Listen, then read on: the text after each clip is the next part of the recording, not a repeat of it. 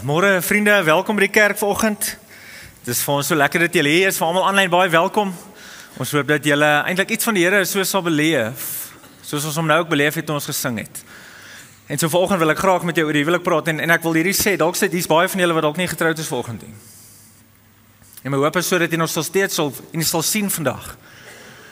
Is alles wat die Here vir man en vrou in die huwelik gee, wil hy egter vir hy individueel ons as man en vrouens vir hom doen.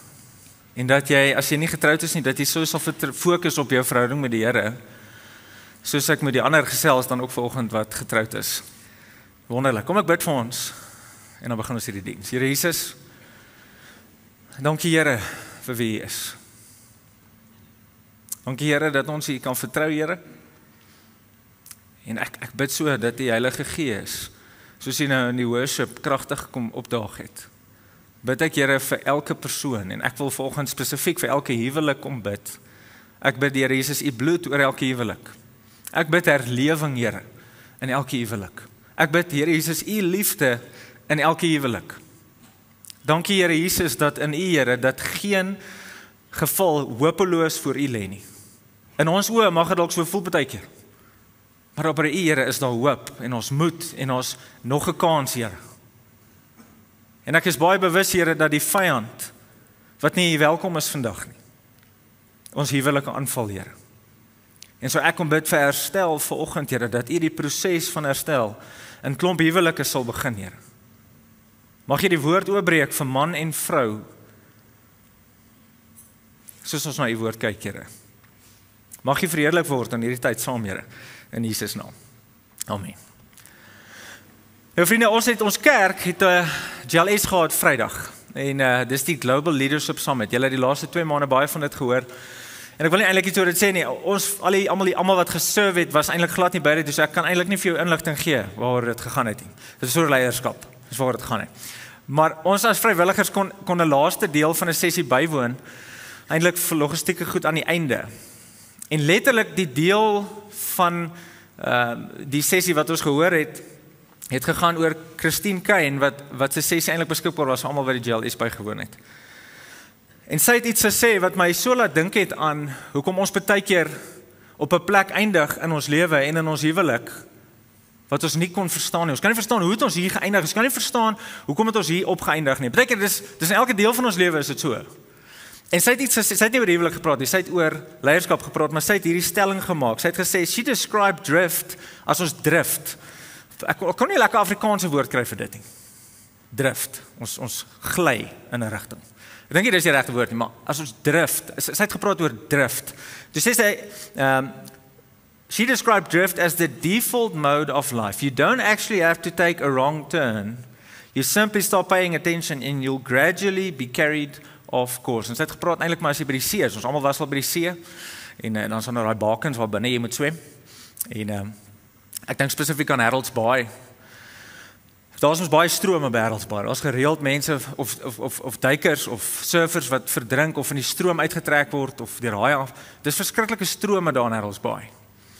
En sy praat eintlik maar belangrike ding is in die see swem is dat jy sal onthou om te kyk, is jy nog binne die merkers. En so my belewenis is met gesprekke die laaste 2, 3, selfs 4 maande met klomp verskillende pare. Is dat in die huwelik is dit moeilik, of onseker, of onduidelik, of partykeer net nie lekker nie. En laat my so dink aan die bokant van jou raamwerk, is daar daai vers, Prediker 4 vers 12, wat sê, 1 alleen kan oorweldig word, 2 saam kan weerstand bied, maar 'n 3-dubbele tou breek nie maklik nie. Salomo skryf nie daar 'n 3-dubbele tou breek nie. En die 3-dubbele tou waarvan hy praat, is man en vrou en die Heilige Gees. Dis die Here wat ons een maak. Maar Salomo skryf nie, hy sê nie daar dat 'n 3-dubbele tou breek nie. Hy skryf nie, hy sê 'n 3-dubbele tou breek nie maklik nie. Jesus in Matteus sê, wat ook al hy saamgevoeg het, moet die wêreld nie skei nie. En so, weer eens Jesus woorde sê, die wêreld moet dit nie doen nie, maar partykeer doen die wêreld dit. Partykeer is ons huwelik op 'n plek wat ons voel sorry, ons toukie is op 'n thread nog by mekaar, voor hierdie huwelik dalk uit mekaar uitbreek. Vanoggend wil ek met jou oor sekere beginsels praat en wat die woord sê. Eintlik maar net weer terugkom na die beginsel van wat Jesus se idee is vir die huwelik. is dat hy julle weer op 'n plek sal bring. Ek is oortuig, die woord definieer die huwelik as 'n plek waar daar eenheid is, en vrede, en vreugde, en lewe, en intimiteit. Dis wat God se wil is vir sy huwelik. Dis wat God se wil is met ons as kerk. Dit is dieselfde simbool wat Jesus vir die huwelik gebruik. Maar my ervaring is dat dit is nie noodwendig wat ons in ons huwelike beleef nie. Nou, ek raak passievol oor die huwelik. Ek en my vrou is nou 9 jaar getroud, bietjie meer as 9 jaar, so ek weet eintlik nog nie baie nie. Daar's soveel van julle wat vir my baie meer kan leer, en asseblief kom leer vir my meer oor die huwelik. Maar een ding wat ek moes geleer het, is Here, as ek die huwelik op my eie probeer doen, dan werk dit nie. En vanoggend is my hoop so, as man en vrou, dat jy nie na jou vrou sal kyk, of jy nie na jou man sal kyk nie, maar jy na jouself sal kyk. Die huwelik is nie 'n ding dat ek gee wanneer jy gee nie. Die huwelik is 'n ek gee, want Jesus gee vir my. Ek gee, en ek gee, en ek het gaan kyk na my vorige boodskap oor die huwelik. Ons het die huweliksreeks gedoen laas jaar, huwelik wees, en as jy dit nie bygewoon het nie, of gekyk het nie, asseblief gaan kyk op ons website, die reeks gaan werk deur as man en vrou saam, as huwelikspaar. Maar ek het gepraat oor 'n boek wat gaan oor Love and Respect van Dr. Emerson Eggerichs, en hy skryf hierdie beginsel, hy sê, die hoofopdrag vir man is jy met jou vrou lief hê soos Jesus kerk het, en ons gaan vandag na dit kyk. En die hoofopdrag vir vrou is jy met jou man eer as die leier en hoof van jou huis, jy moet onderdanig wees aan hom. Maar sy opdrag is soos, die Here gee vir ons hierdie opdrag, dat ons moet dit onvoorwaardelik doen, al ontvang ek nie wat my vrou of my man vir my moet doen nie. En soos ek het sê by baie van julle, soos, yes Willie, maar dan gaan ons huwelik nooit werk. Wat as ek gee en gee en gee en die ander persoon gee nie? Dan sê ek soos, dit is hoekom ons baie keer 'n verkeerde prentjie in die huwelik het. Is ek het 'n mentaliteit van, ek gaan die opdrag wat die Here vir my gee doen, teen opsigte van hoe my man of my vrou my hanteer. En dis nie God se beeld vir sy kerk nie. As ons vat Jesus se voorbeeld is, hy het opgetree ongeag wat ons as kerk gedoen het. En hy het dit bly doen, en hy het bly doen, en bly doen, elke oggend sy genade en sy barmhartigheid, sy teenwoordigheid, sy seën, sy gees vir ons nuut, ongeag ons foute en ons sonde. En daarmee regverdig ek nie ons foute nie, dit is nie die idee nie. Die idee is dat ons sal verstaan, Here, help my dat ek by my begin vandag, dat ek weer sal uitkom by die opdrag wat U vir my gee. En so daarom kan ons nie anders as om te begin, by die eerste punt wat sê man net, ons met Jesus moet die middelpunt van ons huwelik bly. En vir Jesus om in die middelpunt van jou huwelik te bly, moet hy die middelpunt van jou lewe bly. Het is belangrik dat ons moet seker maak, soos Here, help ons dat hy die middelpunt is. Christine Caine se beginsel sê dat ek en jy hoef nie noodwendig iets verkeerd te doen in ons huwelik nie. Ons moet net niks doen nie. En as jy niks doen nie, gaan jy drift. En as jy niks doen sodat Jesus die middelpunt van jou lewe is en die middelpunt van jou huwelik is nie, dan gaan jy drift. Dan gaan jou huwelik op 'n plek kom waar jy net wonder, wat gaan nie aan? Ek verstaan nie wat aangaan nie. Ek beleef nie wat God bedoel het die huwelik moet wees nie. En dalk is die een ding wat jy vanoggend moet net begin doen. In plaas van die tyd wat ons dalk niks gedoen het, jy begin sê, Here, ek kom plaas U in die middel van my lewe. Die laaste 3 maande het dit vir my baie anders te gelyk. Ek het daagliks die Here op 'n ander manier begin soek, dat hy vir my kan help in my gesondheid. En ek kan nie vir julle sê wat se invloed het dit gehad in ons huwelik nie. Dit het gelei na, Here, help my dat ek vir Monique so sal lief wees, soos hierdie kerk lief het. Dis 'n gebed wat ek elke oggend bid. Dit het gemaak dat ek anders dan na my vrou kyk, wat amazing is. Ondanks of sy 'n goeie dag het of 'n slegte dag. Dit het my anders te laat kyk na my dogtertjie, wat nou amper 2 jaar oud is, sy is die oulikste. My vrou is die pragtigste, my dogtertjie is, my vrou is ook oulik, maar julle verstaan wel, dit is moeilik. Okay, julle verstaan. Okay. Dit het my anders te laat kyk na my dogtertjie, soos Here, help my as pa, dat ek al so lief is soos U al lief het. Die probleem is nie dat ons noodwendig verkeerde goed doen nie, die probleem is dat ons niks doen nie. En so volgende moet ons dalk begin, soos Here, help my dat U in die middel van my lewe sal bly, sodat U in die middel van ons huwelik sal wees. In Efesiërs 5, as jy dit nog nie bestudeer het nie, Efesiërs 5 is in my oortuiging die 10 gebooie vir die huwelik. Dis die hoofopdrag vir man en vrou. Alles anders wat vir man en vrou geskryf is, hang op hierdie hinges as jy wil. Efesiërs 5 vers 21 tot 33. En hy skryf in vers 21, hy sê uit eerbied vir die Here, wees uit eerbied vir God aan mekaar onderdanig.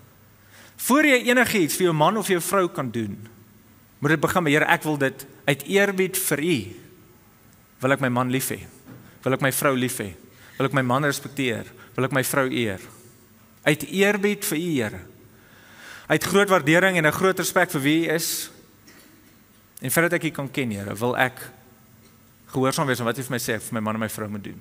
Te begin by, ek wil dit vir Jesus doen.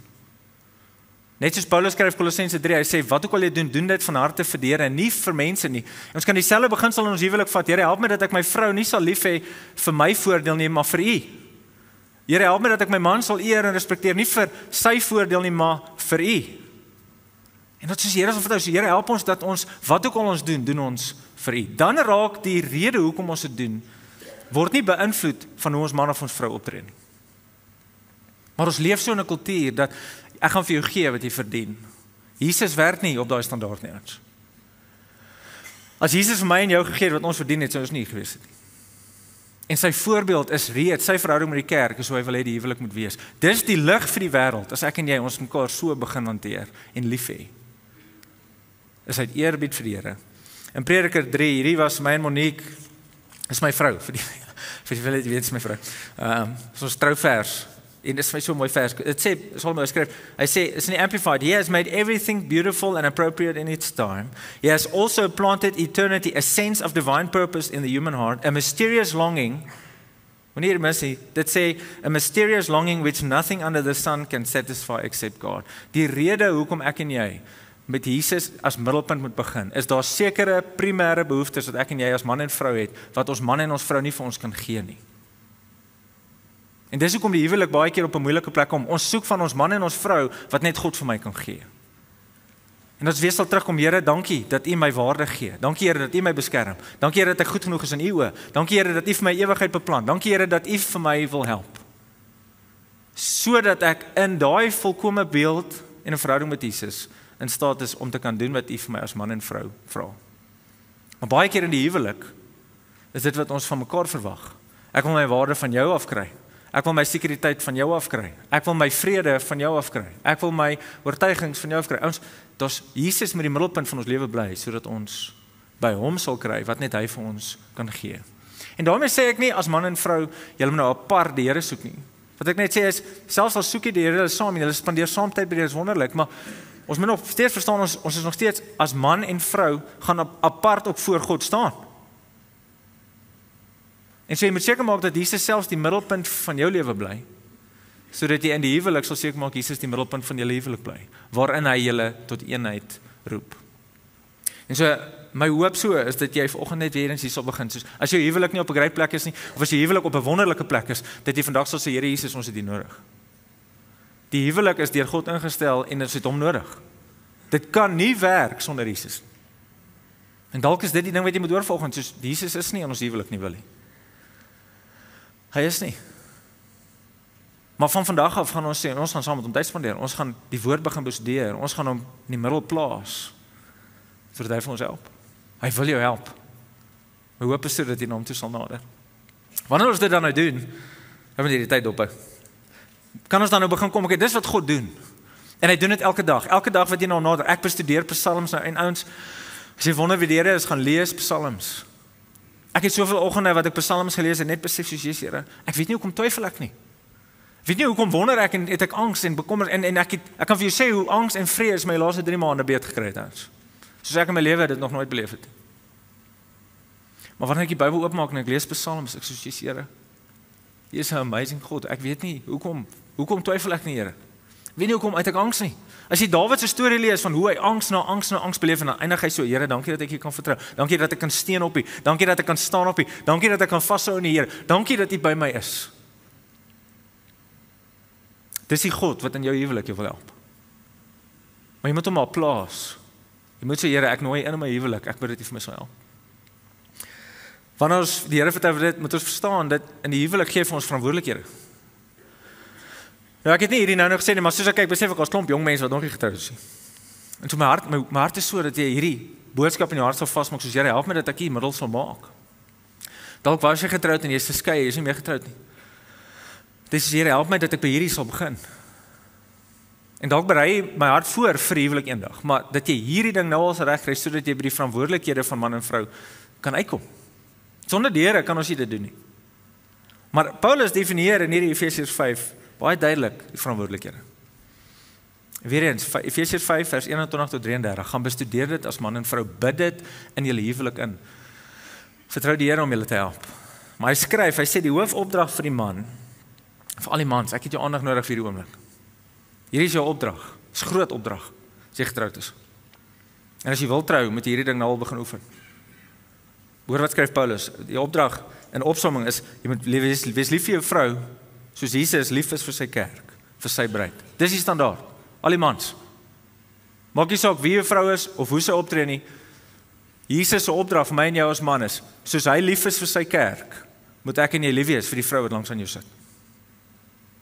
Dis die standaard. Dan kan jy nou verstaan, hoekom moet ons begin by Jesus, want in ons eie menslikheid is dit onmoontlik om ons vrouens so lief te hê. Ons het Jesus nodig. Dis hoekom ons elke dag daai gebed dalk moet bid, Here help my, dat ek vir my vrou sal lief wees, soos hy vir die kerk is.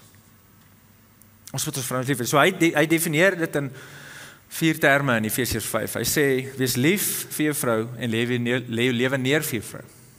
Hy sê dit in Efesiërs 5 vers 25. Mans, julle moet julle vrouens lief hê soos Christus die kerk lief gehad het en sy lewe daarvoor neergelê het, afgelê het.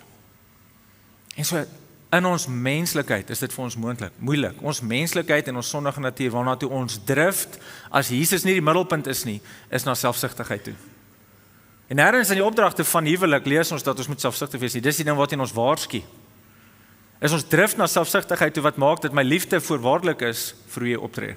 Dis nie Jesus se definieer nie, mans, ons moet terugkom, Here help my dat ek my vrou so sal lief hê, soos hierdie kerk lief het. Hy gaan verder, hy sê, jy moet sorg vir jou vrou, en jy moet haar beskerm. Selfe gedeelte, 'n bietjie verder af, vers 28 sê, die mans behoort hulle vrouens so lief te hê, soos hy sy eie liggaam lief het. Wie sy vrou lief het, het homself lief, want niemand het nog ooit sy eie liggaam gehad nie, inteendeel hy voed en versorg dit soos Christus met sy kerk doen, omdat dit sy liggaam is waarvan ons lede is. Nou daai voed en versorg beteken nie jy moet nou net vir haar kos maak of 'n steikbraai of oulike dingetjie nie. Jy kan dit ook doen, dis fyn. Die Engels sê nurture and cherish. Ek dink party vertalings self sê and protect. Dis boerdery terme wat beteken jy moet die omgewing bepaal waarin jou vrou veilig is.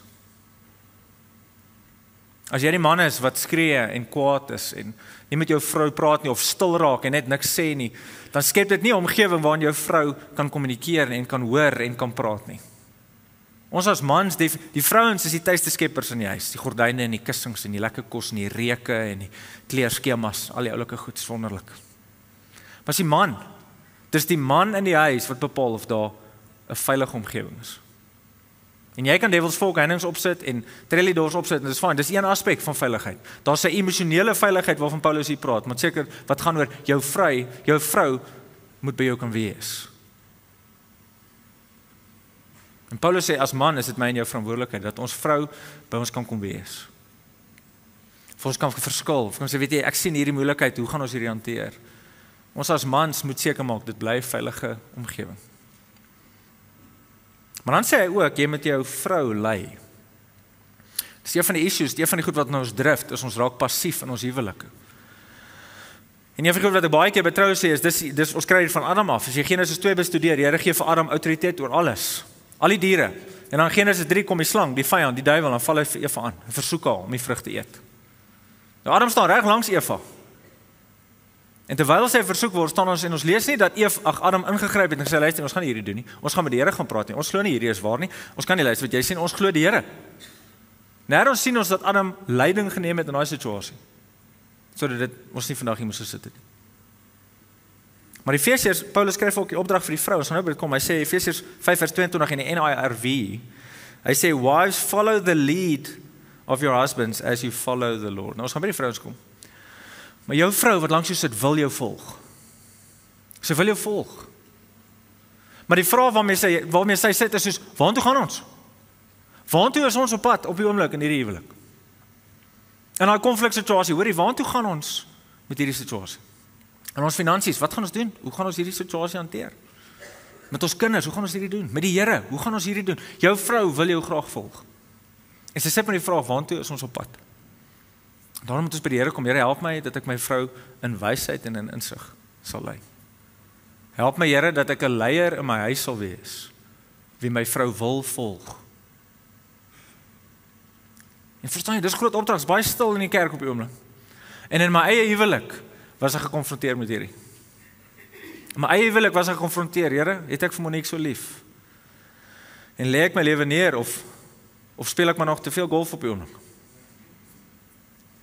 Of wil ek maar nog te veel saam met die vriende gaan paddle speel? Of wil ek maar nog steeds my eie routine volg en my vrou moet net inval? Ons het die Here nodig om hierdie opdragte te doen. Mans, die idee vanoggend is nie dat jy moet voel jy faal nie. Ons as mans, dis ons instink. Wanneer jy hierdie goed hoor om te besef soos ek is 'n failure as man. Dis nie wat ek my hart is vanoggend nie. Met oortuiging wil ek ook nie vir jou sê dis die Heilige Gees se hart nie. Ek dink die Heilige Gees, as jy iets by jou hart eintlik vasmaak vanoggend, soos hoor jy die Here nodig. En hier's area waarin jy kan groei en my hoop so as man dat jy sal sê Here help my dat ek sal groei, sodat my vrou sal kry wat u dogter ook verdien. En so aan die einde van die onderkant van die raamwerk sal ek vra, watter een van hierdie moet jy begin doen hierdie week? Moenie in skuldgevoelens in die kerk sit vanoggend omdat jy dit dalk nie gedoen het nie, mans. Daar's 'n God wat jou wil help, wat jou storie wil verander en dit beteken dat jy in nederigheid sal sê Here, ek het U nodig, help my. Ek het hierdie gemis. Help my Here dat ons kan kom by die eenheid en die vreugde en die liefde en die intimiteit wat U vir huwelik bedoel het, maar dit beteken dat ek sal sê Here, as man gaan ek gehoorsaam wees. Watter een, wat maak my al drie doen, maar watter een moet jy by begin en die Here mee vertrou? Vir die vrouens, Paulus baie duidelik in sy opdrag vir die vrouens. Hy skryf in vers 22, soos ek nou nog gelees het, maar ek wil dit vir julle in die 83 lees, dit sê, vers 22, vrouens wees so die opdrag vir vrouens, net soos die hoofopdrag vir mans is, wees lief vir jou vrou, soos Jesus lief is vir die kerk, is die hoofopdrag vir die vrou, eer jou man en wees onderdanig aan sy leiding, soos die kerk onderdanig is aan God. So gaan het weer sê, vir al die vrouens, hier is nog waar jy moet luister, dit sê, eer jou man en wees onderdanig aan sy leiding, soos die kerk onderdanig is aan God. En hy definieer hoe ons dit moet doen. Hy sê vir die vrouens, wees onderdanig aan julle mans, soos aan die Here, omdat die man die hoof is van die vrou, nie die basis van die vrou nie. Hy is die hoof, dis die verantwoordelikheid en die rol wat die Here vir hom gegee het, is as hoof moet hy verantwoordelikheid vat en hy moet lei. So hy is nie die baas in die huwelik nie. Maar die Here het vir hom 'n sekere verantwoordelikheid gegee, hy is die hoof van die vrou, soos Christus ook die hoof is van die kerk, hy is verlosser van die liggaam. Maar dan skryf hy vers 24, maar soos die kerk onderdanig is aan Christus, so ook moet die vrouens in alle opsigte aan hulle mans onderdanig wees. Nou onderdanigheid beteken nie in daai opsig dat jy minder werd is nie. Paulus definieer dit in vers 21, uit eerbied vir die Here wees aan mekaar onderdanig. Dus as jy Genesis 1 bestudeer, sê dat God het ons gelyk in sy beeld geskape, mans en vrouens. Niemand is belangriker as enigiemand anders nie. Maar die Here het definitiewe rolle in die huwelik vir man en vrou gedefinieer. Die wêreld waarin ons leef sê nie meer dat dit moet so wees nie. Maar in die woord van God sê hy, daar's 'n rol vir die man en 'n rol vir die vrou. En die rol van die vrou is, soos jy onderdanig is aan die Here, vertrou die hoof, die man wat oor jou aangestel is, wie jy mee getrou het, wie jy gekies het as die leier van jou huwelik. Vertrou hom. Wees onderdanig aan hom. Respekteer hom. Nou Paulus skryf Filippense 2 sê hy, ons moet niks uit selfsug of eerbied doen nie, maar ons moet die ander een hoor ag as onsself. Dis 'n Bybelse definisie vir respek. En te begin bid soos Here help my, soos my man moet bid, Here help my dat ek my vrou sal lief hê soos Christus die kerk lief het, en my lewe neer sal lê. Is die vrou se gebed, Here help my om my man te eer en te respekteer, soos ek U eer en respekteer. Saam met die wysheid en insig, daar's 'n groot deel van die verantwoordelikhede by vrouens wat definieer een van die verantwoordelikhede van vroue is om 'n wysheid en insig in die huwelik te bring. Maar te bid soos Here help my dat ek hierdie man vir wie ek lief is, met wie ek getrou het. Wat ek wil hê die leier moet wees in ons huis. Help my Here dat ek hom sal respekteer en hom sal eer soos ek U volg. Dit beteken nie dat jy moet saamstem met alles wat hy sê nie.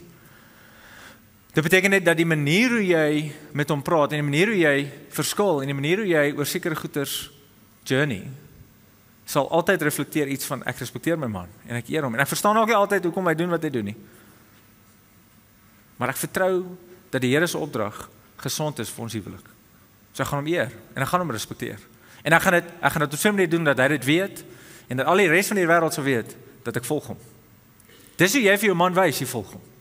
Is om te eer en te respekteer. Soos jy die Here volg. Maar dan kom sê hy ook, jy moet jou man ondersteun. Daar's 'n verskil tussen eer en respek en ondersteuning. In die Message skryf Paulus, die vertaling skryf dit so, dit sê, wives understand and support your husbands in the ways that shows your support for Christ. The husband provides leadership to his wife the way Christ does to his church, not by domineering, but by cherishing. So just as the church submits to Christ, as he exercises such leadership, wives should likewise submit to their husbands. Begin ondersteun jou man. Daar gebeur iets in 'n man se hart wanneer jy hom respek wys, ondersteun en eer bewys. Nou net soos ek gesê het, alle mans, toe ek praat oor hierdie, daar's iets in ons hart dat ons voel ons vuil. En jou man het dit al heel moontlik baie keer vir jou gesê. Maar dat jy sal verstaan, wanneer jy hom eer en respekteer en hom ondersteun, dan bou daar iets in sy hart dat hy hierdie opdragte wat die Here vir hom gegee het, wil leef. Dit bou iets in hom, soos my vrou het my. My vrou het my. Soos die manier hoe my vrou my in die laaste 3 maande ondersteun het, is ongelooflik. Dit het iets van my in my swak tyd my gemaak dat ek wil nog beter vir haar wees. En ek dink dis so 'n mooi model wat Jesus bedoel het. Is wanneer die man sy vrou so lief het soos Christus die kerk, dan doen dit iets in sy vrou se hart. Wat sy iets beleef van wat God liefde bedoel het. Wat stuur iets in haar. En terselfdertyd wil sy haar man eer en respekteer en ondersteun. Wat iets in sy hart stuur. Ek het 'n wonderlike vrou, ek wil haar nog meer lief hê. Hierdie is die tipe sirkel wat God bedoel het die huwelik moet wees. Maar in daai boek waarvan hy gepraat het, Love and Respect van Dr. Emerson Eggerichs, praat hy van die destructive cycle. En hy skryf eintlik wanneer vrouens nie liefde ontvang nie, dan respekteer hulle en ondersteun hulle nie hulle mans nie. En wanneer 'n man dan nou nie meer respek of ondersteuning of eer beleef nie, dan het hy nou nog minder lief. En dan begin hierdie ding eintlik so spiral raak. Dat ons praat eintlik nie meer met mekaar. Ons spandeer nie meer tyd saam met die Here nie. Ons sit in kerk en ons lyk fyn, maar ons is baie bewus in hierdie diens vandag. Ek hoop net die mense weet dit nie. Dis nie hoe God die huwelik bedoel het nie ons. Maar wanneer ons kies as vrouens, wanneer jy kies om te sê ek ondersteun my man. Weet jy, hy maak nie altyd vir my sin nie. Ek verstaan nie hoekom hy dit, maar ek ondersteun hom en ek vertrou die Here in hierdie. Ek ondersteun hom. Dit doen iets in 'n man se hart wat maak dat hy die man vir wil wees. Maar dan kom Petrus en hy sit iets nog by. Paulus se opdragte. Vir vrouens is jy moet respekteer en eer jou man. Ondersteun jou man. Maar dan kom Petrus en hy skryf 'n ander ding. Hy sê in 1 Petrus 3 vers 4, hy skryf julle skoonheid moet die van innerlike mens wees. Hy sê blywende beskeidenheid en kalmte van gees, en dit het by God groot waarde. Daar's 'n beskeidenheid en 'n kalmte wat die vrou se verantwoordelikheid is in die huwelik. Is jy is die beskeie een. Wat amper ook 'n bietjie meer toemaak. Ons maak ons huis toe, beskerm op so 'n manier. En dis die vrou wat kalmte in die huwelik moet bring. Nou soos ek het sê, weet ek dat ek het baie van julle. Is die man dalk partykeer die rustiger een? En die vrou dalk nie so rustig in sekere gevalle nie. En so hierdie is nie gekoppel aan 'n persoonlikheid nie. As ons die verantwoordelikheid van man vat wat 'n veilige omgewing moet skep in die huis. Wat baie keer voel soos die vrourol. Die vrourol is dat dit moet veilig en 'n lekker omgewing wees. Dis waar, maar die verantwoordelikheid lê by die man om seker te maak dit is veilig. Lê die verantwoordelikheid dat in die huis dat daar 'n kalmte en 'n vrede moet wees by die vrou. En dat weer eens hier vrouens het julle die Here nodig. Sê Here help ons dat ons 'n kalmte en 'n beskeidenheid in ons huis sal hê. Wanneer daar konflik is, dat daar 'n kalmte sal wees. Beskeidenheid, 'n rustigheid, 'n vrede. Sê Spreuke 31 gaan lees, praat dit so van die wysheid en insig om te onderskei waarop moet ons nou fokus. En die Here het vrou, Here help my dat ek hierdie verantwoordelikheid as vrou in ons huwelik sal doen. En dit is die opdragte. Ons moet respek betoon en eer, ons moet ondersteun, ons moet 'n kalmte, 'n beskeidenheid in die huwelik inbring. En vir die vrouens dieselfde vraag, watter een moet jy hierdie week begin doen? Weereens, die evaluasie moet nie afhang of gaan my man of my vrou dit doen nie. Die evaluasie is, Here, ek wil dit vir u doen, vir my man. Nie vir sy voordeel nie, vir u voordeel, maar ek wil uit gehoorsaamheid vir u, wil ek doen wat u vir my in die huwelik sê. Wat is een van die goed wat jy hierdie week moet begin doen? Want dit gaan nie anders lyk as ons dieselfde goed oor en oor doen nie. Nou, dit is nou wonderlik as ons praat oor Jesus met die middelpunt wees en ons moet ons verantwoordelikhede doen. Maar ek dink partykeer in die huwelik kom maar so ondertoon van seer. As jy nou lank getroud is, daar's so 'n band van seer, teleurstelling, haat, woede, wat in die huwelik gebeur het. Nou toe ons het voor ons kinders gekry het ons om Willie hulle se ouerskap kursus om Willie, ek onthou dit nou nog, kursus bygewoon en een van die eerste sessies het om Willie gepraat oor as jy nou nie getroud is, jy spaar nie getroud is ook. En as van julle wat oor so 2 of 3 weke trou. Het ek gesê dan is so 'n kraan, as jy die kraan oopmaak, dit loop vol stroomwater. Dis wonderlik. Dis hoe die liefde moet wees. Dis vol stroom. Maar dan kom maar daai eerste groot fight. En ons hanteer dit, dis dalk 'n hele week se storie gewees. Ons hanteer dit, dan draai ons daai kraan net so klein bietjie toe. Nee, jy sien nie eers die verskil nie. Net so klein bietjie toe draai. En ons gaan aan.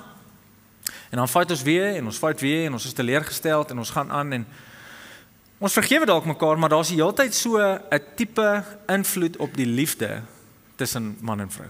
En so vat jy hierdie nou 10 jaar aan of 20 jaar aan of 50 jaar aan. As ons nie op 'n gesonde manier hierdie seer hanteer nie, eindig 'n mens iewers in die huwelik waar daai kraan is al eintlik toegedraai. Daar's net sulke druppeltjies liefde wat daar uitval. En as mense hier kom, dan is ons kom ons kyk. Hoekom is ons nog hier? Hoekom doen ons hierdie? En volgende as jy hier is my hoop sodat jy mooi sal hoor wat ek nou sê. Want my oortuiging is selfs as jy hier is, kan die Here help. Daar's ouens navorsing gedoen vir hoekom ouens, wat doen nou, hoekom kom ouens hier? En ek het dit eintlik maar nou gesê, maar daar's hierdie band van onvergifnis. Vir al die goed wat gebeur het. En elke keer as daai selfde ding weer gebeur, dan sit soos, ja, jy sit nou maar weer, jy het gesê, gaan dit weer doen en nou het jy dit weer gedoen. En so as jy so redeneer oor goed, is daar eintlik maar 'n tipe ding van onvergifnis. En vat jy nou hierdie oor jare raak daar kom 'n skeiding tussen man en vrou as gevolg van seer.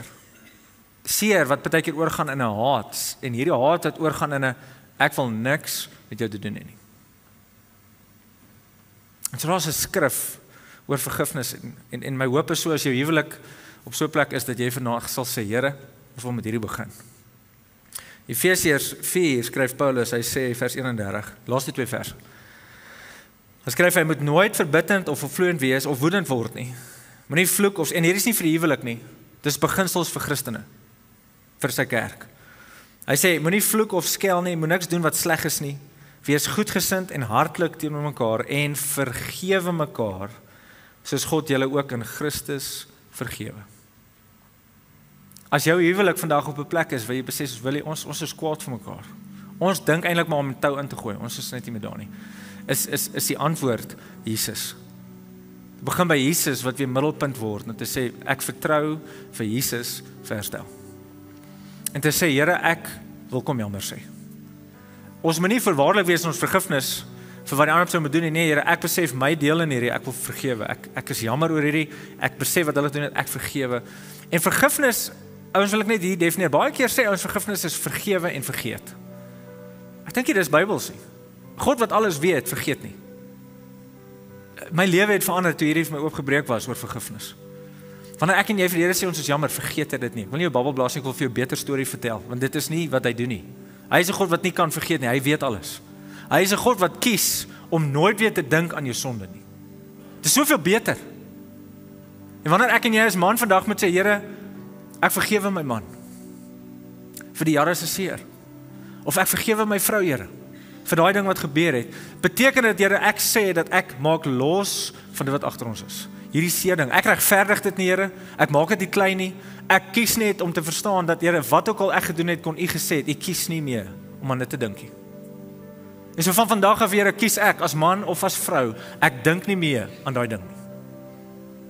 Ek vergewe, Here, ek laat gaan dat hierdie ding nie meer 'n invloed in ons huwelik het. En ek kies om nie weer daaraan te dink nie. 2 Korintiërs 5 vers 19 skryf Paulus, die boodskap van versoening lê daarin dat God reken nie meer ons sondes aan ons toe nie. Ons sy bruid.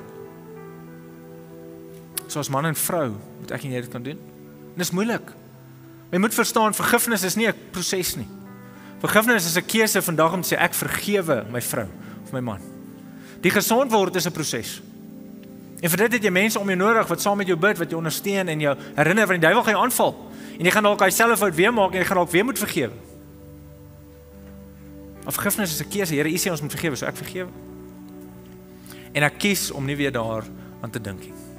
En so die wonderlike ding is jy dit doen. Dit is so wonderlik en hoor hoe mooi is hierdie in Spreuke. As ons kan vergewe, kan ons iets van Spreuke 3 vasvat. Spreuke 3 sê, my seun, wat ek jou leer, moet jy nie vergeet nie. Hou vas aan wat ek jou voorskryf, maar dit sal vir jou 'n lang lewe verseker. Dit sal maak dat jy 'n vol lewe het. Moenie dat liefde en trou by jou ontbreek nie. Leef daarmee saam, maak dit deel van jou lewe, en so sal jy guns verwerf en byval vind by die Here. As ons vergewe, kan ons hierdie doen, dat liefde en trou by ons nie ontbreek nie.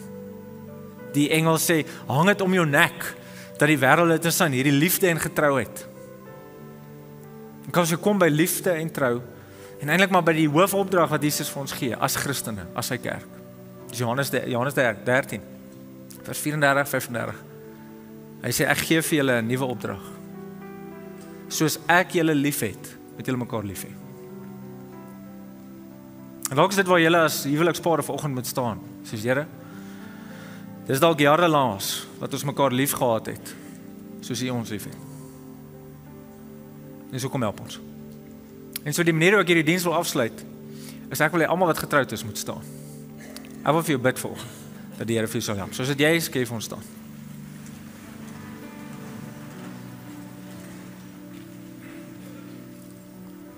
Kom ons lei die oë. Here Jesus, dankie Here dat daar by U nuwe hoop is, Here. Nuwe lewe. Dankie Here dat selfs, ek dink aan die Segel se woorde, Here, wat daar net hierdie klomp bene was. As U Gees in iets geblaas word, Here, as U Gees teenwoordig word, Here, kan ons lewend word. En so in die kragtige naam van die Here Jesus, deur sy Gees, die Heilige Gees, ek kom bid vir elke huwelik volgende.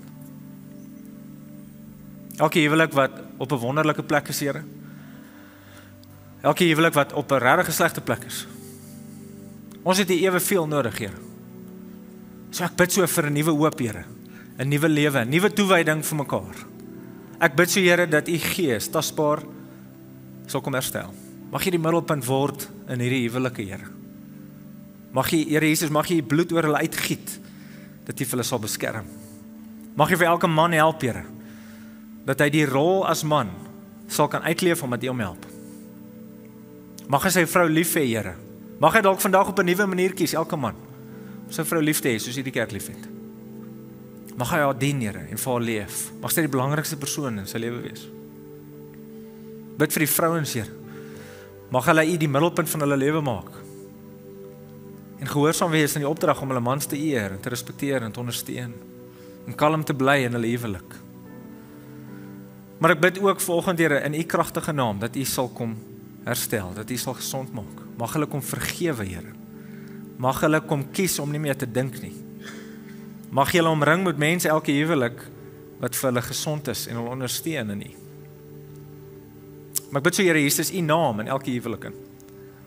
Mag U die lewe en die harmonie en die vreugde en die vrede wat U vir die huwelik bedoel, by almal laat leef, sodat ons 'n lig vir die wêreld sal wees van wat U bedoel het, U verhouding met die kerk moet wees. Seën vir hulle, Here, in Jesus naam. Amen.